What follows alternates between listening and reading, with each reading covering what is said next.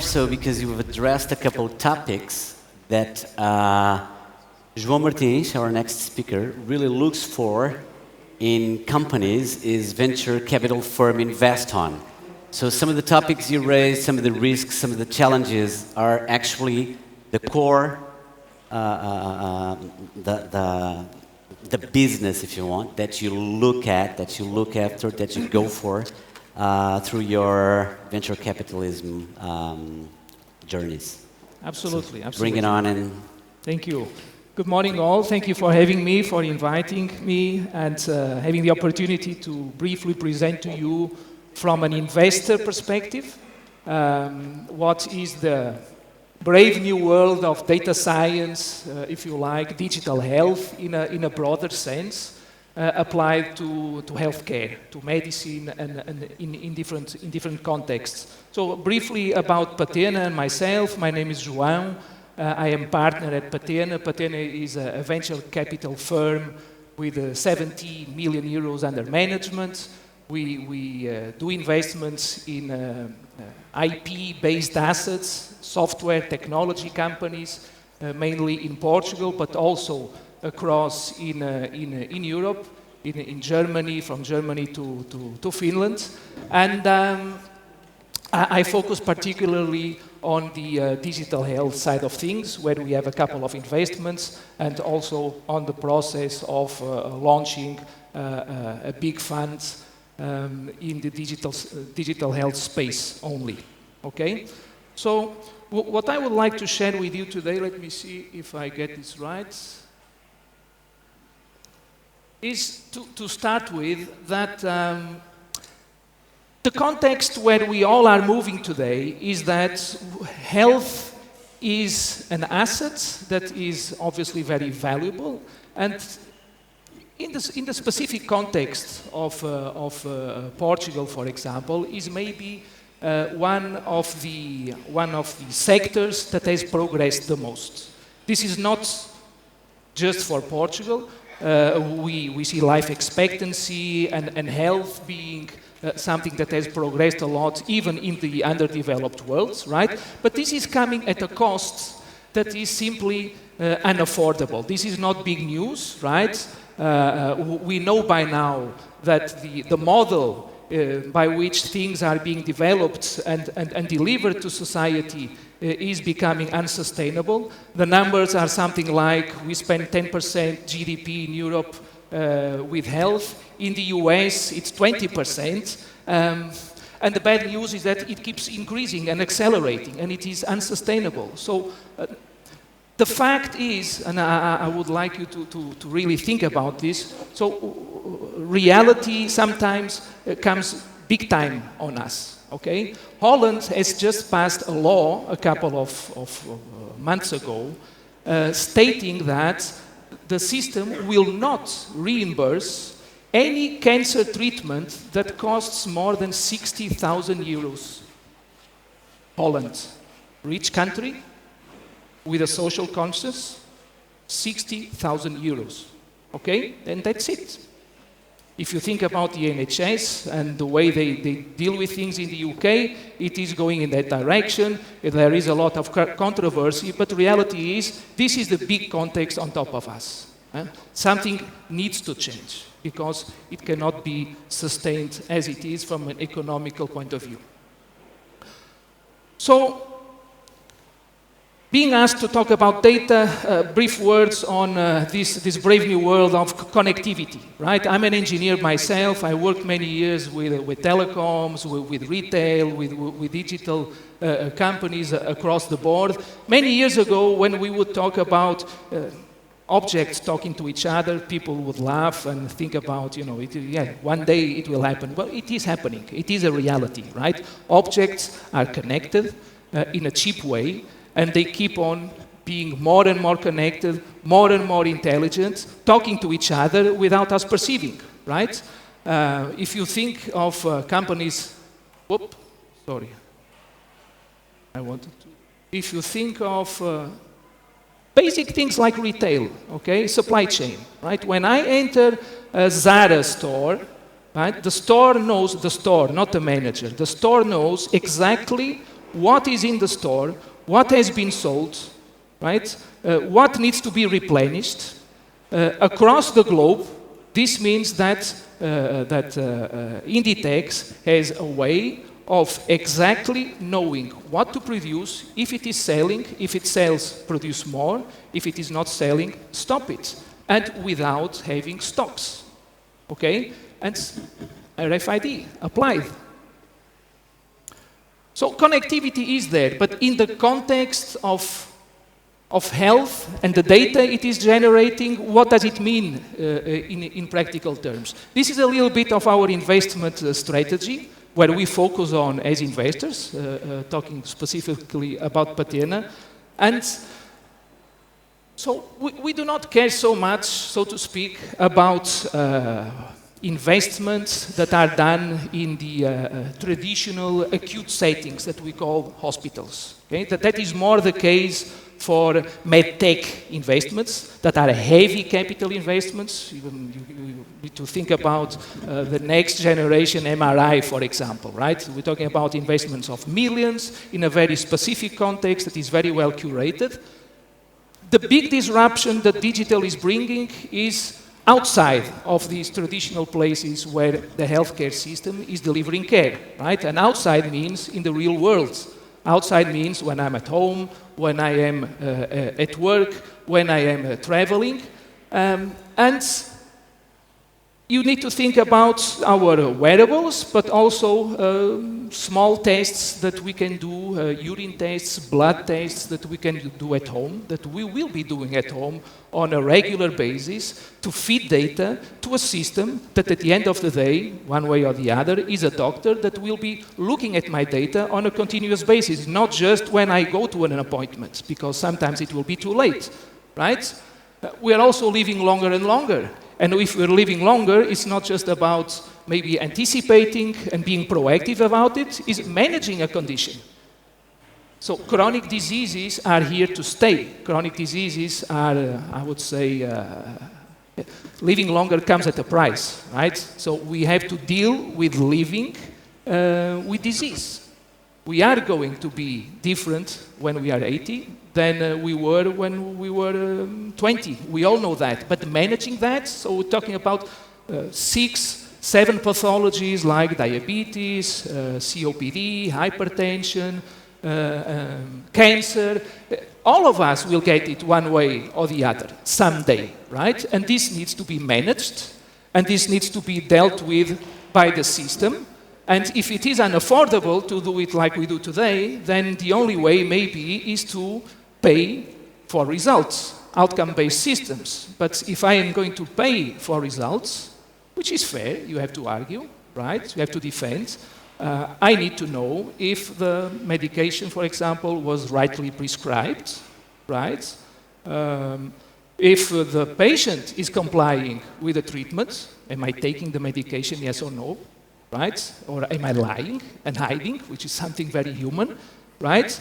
And how do we deal with this data, okay? So there are systems coming of age for this. I will touch upon a few examples. Last but not least, I will mention this briefly in the next few slides, in a few slides later. Pharmatech, what I call Pharmatech, or what we call Pharmatech at Catena. So digital technology, data-based solutions for the pharma industry that is rapidly changing the way that pharma is addressing the challenges that it has.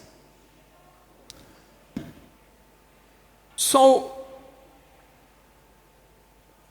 I am here thinking about and talking to you about all of these wonderful new possibilities, but at the end of the day, when we talk about genomics that we have all heard about, right, independently, whether you are a medical trained person or not, the way that medical decisions have been taken for centuries is still pretty much the way they are taken today, right? And when we say that we are going to get all of these new possibilities, we're saying that really medical decisions cannot any longer be taken in the same way. It is simply humanly impossible to deal where we are today. I mean, humans have a limited processing power, if I may use an engineering metaphor, right? And what we are developing is actually the need for dealing with daily hundreds of new research papers, right? Yearly with hundreds of new treatments and medications.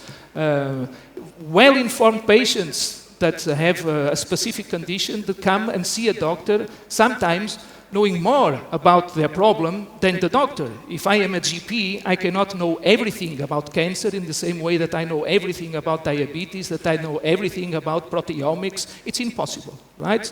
So, is this an overkill, or how are we going to deal with this? And in the context of healthcare, it is particularly relevant for us to understand that if we are, and the world is every day generating more and more and more data, so exponentially, it's not a linear progression, 30%, some people argue more than that, is actually in the context of healthcare. So this is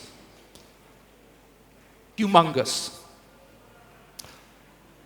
Luckily, or maybe not luckily, that's why some investments and so many people are putting investments into this space. Technology and human knowledge is also helping us cope with this progression of too much data. Whether it is information, whether it is useful, that's a different story. Hopefully, we will get there. And I really recommend, not because they are Portuguese, but because really I defend that they are worldwide stars and really very interesting and leading people in this domain. If you think about the day that the first computer that beat Kasparov in chess, right? Deep Blue, if I am not wrong. I remember in those days we thought it was going to be impossible, right? This was 20 years ago, not 200 years ago, right? Today, then we would say, no, but Go is multi-dimensional. Machines will never be able to do that. If you want to play Go, it's really about knowledge. It's not just intelligence. A machine will never be able to do that. Today, you know, it's something that has just happened, right? And now we are developing algorithms. People criticize algorithms because algorithms are very specific and can only perform and excel in certain tasks. But we know today, if you read and care about, for example, the theories of Professor Pedro Domingos, that there is the possibility of bringing it all together. There is the possibility of bringing all of the algorithms into one supra-meta algorithm that is by itself a self-learning algorithm that, if you provide it with good data, curated data, right? If you train the algorithms, the mini algorithms well enough, we will be approaching soon an era where algorithms will be truly intelligent, self-learning, and going beyond what we ask them to perform, okay? The other thing that is disrupting and is obviously maybe the fastest enabler of change in what is happening in data-driven businesses, applied to healthcare or not, but certainly in the healthcare setting as well, is the sheer access to cheap processing power. Right? We know about Moore's law, that capacity and power of processing it keeps on doubling. But actually, if you look at the numbers, there is a before and after having hardware-based processing for algorithms. With software, you have a big limitation of speed. If you do software-based processing, we know as engineers that things take time, right? Today, with GPUs, my kids play football in a computer that has this capacity, right? They play football, but the GPU, this is just an example from NVIDIA, there are other manufacturers, of course, 100 teraflops, right? And this is outdated, right? This is outdated. It's not $3,000 any longer for a chip with this capacity. So if I am an investor, if I am an entrepreneur, it is no longer the huge amount of money that is stopping me from having processing power to deal with large sets of data in whatever way that I wish. Okay? This is very useful for startups. A lot of the time when I look at projects that are on my table, the funds are in many cases devoted to hardware, to technology. I keep on finding amazing how much people are, from a technology point of view, unaware of cheap, affordable processing power that is available at your fingertips. So, a few examples on projects where we have been involved as investors and trying to also materialize what is data-driven algorithms and data-based solutions are actually going to bring to the market. In some cases, have already brought to the market. Okay, so this is a specific example of AI-based solution that takes MRI pictures, right, to try to identify cancerous nodes. It is maybe one of the most complex tasks that is still done manually today. It involves a lot of knowledge from highly specialized and highly trained medical staff, experts, right? This is a specific example of bringing together 4 of the top worldwide experts in a specific cancer condition and comparing their results with a trained algorithm that has been curated by thousands and thousands of images and thousands of diagnoses in order to have a benchmark for the output. So, and surprisingly, or maybe not, right, you can see that not only are the false positives lower, but very importantly, right, machines are very good at picking up details, outliers, right? It's much more difficult for the human brain, especially if you are taking decisions based on visuals, to consider that 0% false negatives is something that would be easy to do with 100% false positives, right? But not at that rate, and certainly much better than for top cancer experts. We don't have cancer experts everywhere, right?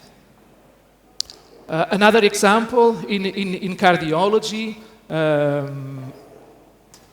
one of the big problems that we have with cardiologists is that, well, not with cardiologists, I find that they are great, sorry for having put it that way. But think about when I showed you that slide of smart primary care, right?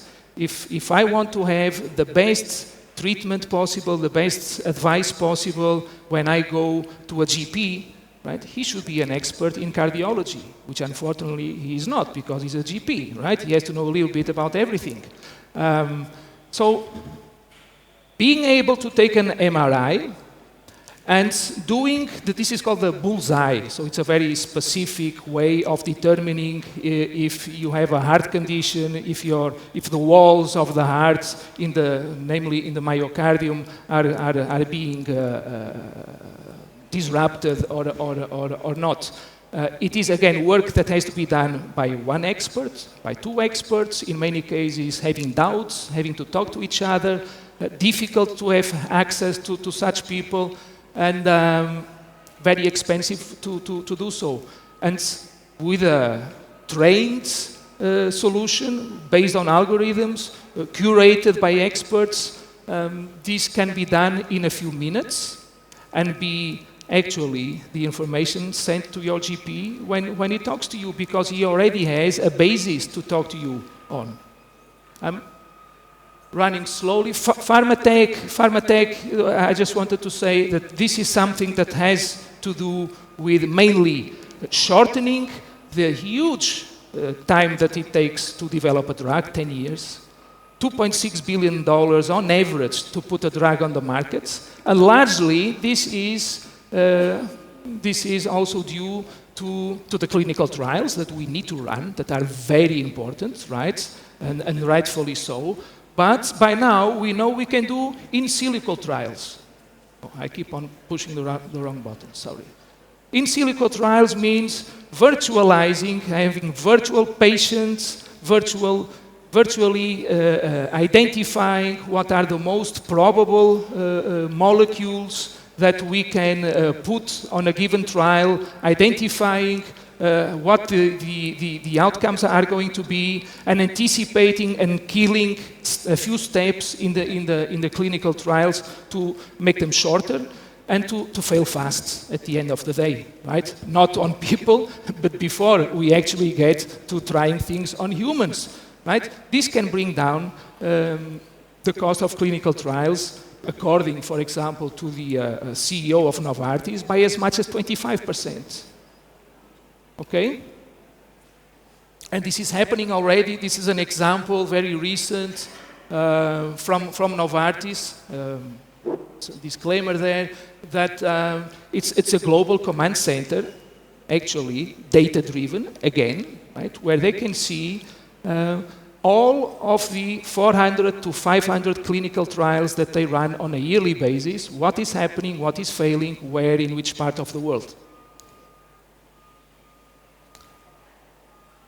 You know, it is not any longer that healthcare is being a space of traditional players. And these companies, they mean business. Some people may be surprised to know, but Google, Alphabet, is actually maybe the biggest investor in healthcare today. Okay? I'm running out of time. On the numbers, so as an investor, I know, and from your side, you hear a lot of sometimes hype, that this is all very exciting and all going to a very beautiful place, and there is money for everything, right? And we hear these crazy valuations, and people talk about unicorns every day. And the good news is that yes, there is funding available. Yes, there is a growing trend of funding. It is not because of lack of funding that things are not happening. Okay, so there are lots of opportunities. The rounds keep getting bigger. The number of deals keep getting more and more by the day. This is just for the US. The trends in Europe are the same. But with this comes expectations, right? Valuations are expectations, nothing less. The proof of the pudding is actually when you fund a company, whether you are able to make a business out of it, right? And as an investor, can I make a profit? Can I sell the company? Are there any exits? And the sector has been very criticized for this, and luckily, again, not so much because of luck, but things are changing. This is transforming into a deliverable where companies are actually by now being bought and acquired, and these are all examples of companies in the digital health, heavily data-based sectors, right? Companies are being acquired for significant amounts. And in many cases, even going to IPO. So it is reassuring to see that this is happening, the trend is improving, it is not yet as mature as it probably should be, but again, this is something that has started maybe 10 years ago, so it's reassuring to see that it is happening. The main thing about healthcare, as an investor, briefly to share with you what my main concern is today, okay? That is stopping maybe things from progressing more and becoming more tangible from a business point of view. It is all about trust. Okay? Any business has to be trusted, but particularly in healthcare, I will not touch upon these, all of these examples, but we need to be sure, as we are today somehow, that we can trust the system. And unfortunately, there have been numerous examples of taking advantage of all of us that in the context of disease, we are in a fragile condition, and we want to believe when people tell us that they are going to give us something good that will make us better, we want to believe it. It's easy to fool people, okay? And so values, transparency in the context of digital, data. Things are happening behind our back, right? This is just from yesterday, from the Financial Times. This keeps happening all the time. And if it is just for, finding out if I like chocolate more than caramel and then getting an advertisement, we overlook this. But the same mindset is being brought to the digital health space. And this is really, really bad. It cannot continue, has to stop. And doctors have a way of dealing with this. They have an Hippocrates oath that they take, right? Engineers, others, right? We get used to this winner-take-all mentality. That regulation is not really being effective, and if this is brought to healthcare, then it is really a disaster. So, just an example there that I took 2 months ago in the US while visiting a store. When I left out of the store, I saw a sign saying, look, actually, we might have been taking pictures of you and recording whatever you said in here, and you have just considered this to us in perpetuity, right? So it is a mindset thing that needs to change, cannot be applied to healthcare. Last concluding remarks, data in the context of health and digital health is really an interdisciplinary world where doctors have to work with engineers, computer scientists have to work with data scientists, with mathematicians. That is where the value is going to come from if you want to transform the actual landscape. And I'm highlighting the doctor here because the doctor is thinking about trust, whom we trust the most. And one of the criticisms that I can make to the system today is that maybe they are being neglected in many cases, still today, in helping them being more adapted to this new reality, having more knowledge about what is happening with digital, what that implies in terms of medical training, helping them think like data scientists and IT systems architecture colleagues do, and freeing them and giving them more empowerment to focus on what really matters, which is the patient, right? And that means spending more time in upskilling their social skills, communicating, right? Getting information from diagnosis that is time-consuming, and spending more time with the patient who is not any longer someone that just listens to what is prescribed, but is a partner across that continuum of care. Sooner or later, we know it is going to be a chronic path and we care about trusting whoever is going to be on the journey with us. Thank you very much.